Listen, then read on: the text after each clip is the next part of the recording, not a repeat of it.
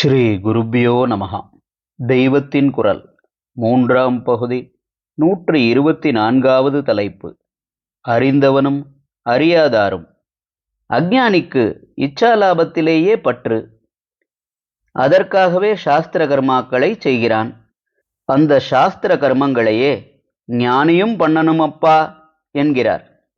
ஞானிக்கு இப்படிப்பட்ட இச்சை, ஆசைப்பற்று இருக்கலாமா? அதுதானே நரகத்வாரத்துக்கு வழி என்று கேட்டால், நான் அப்படி சொன்னேனா? ஞானியும் கர்மா பண்ணணும் என்றேனே தவிர தன்னுடைய இச்சா பூர்த்திக்காக பண்ணணும் என்று சொல்லவில்லையே.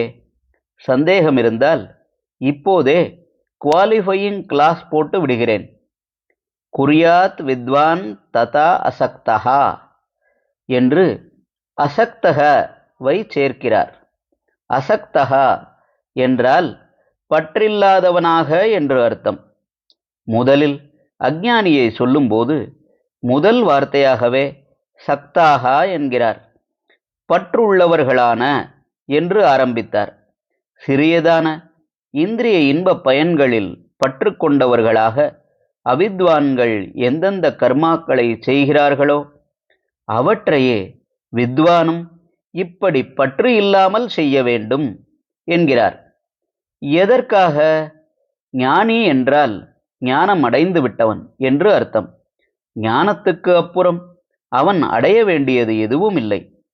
அவனுக்கு எந்த பலனும் தேவைப்படாத போது இந்த கர்மாக்கள் எதற்காக? அதுவா, அவன் தனக்காக இப்படி செய்ய வேண்டும் என்று நான் சொன்னேனா என்ன?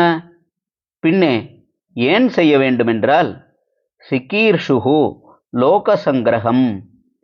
சங்கிரகம் என்றால் நன்றாக பிடித்து கொள்வது, அதாவது கட்டிப்பிடித்து காப்பாற்றுவது. லோக சங்கிரகம் என்றால் லோகத்தை இப்படி பரம அன்போடு கட்டி காப்பது, நல்வழிப்படுத்துவது. லோகம் என்றால் அஞ்ஞானிகள்தான். ஞானி லோகத்துக்கு மேலே போனவன்.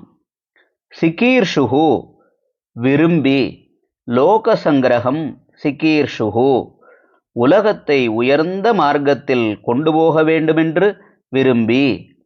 ஞானிக்கு ஆசை இருக்கக்கூடாதுதான் என்றாலும் பகவானே அவன் மனசு கருணை சுரக்கும்படி பண்ணி, ஐயோ லோகம் இப்படி கெட்டுப்போய் கஷ்டப்படுகிறதே, இதை சங்கிரகம் பண்ண வேண்டும் என்று ஆசைப்பட வைக்கிறான். அதாவது ஜனங்களை மேலே கொண்டு போவதற்காகவேதான் ஞானியும் அவர்களைப் போல சாஸ்திர கர்மாக்களை பண்ணி காட்ட வேண்டும்.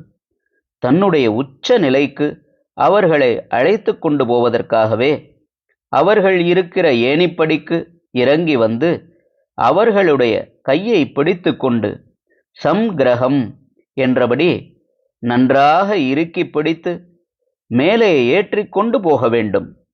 ஹரஹர சங்கர, ஜெய ஜெயசங்கர. தெய்வத்தின் குரல் மேலும் ஒலிக்கும்.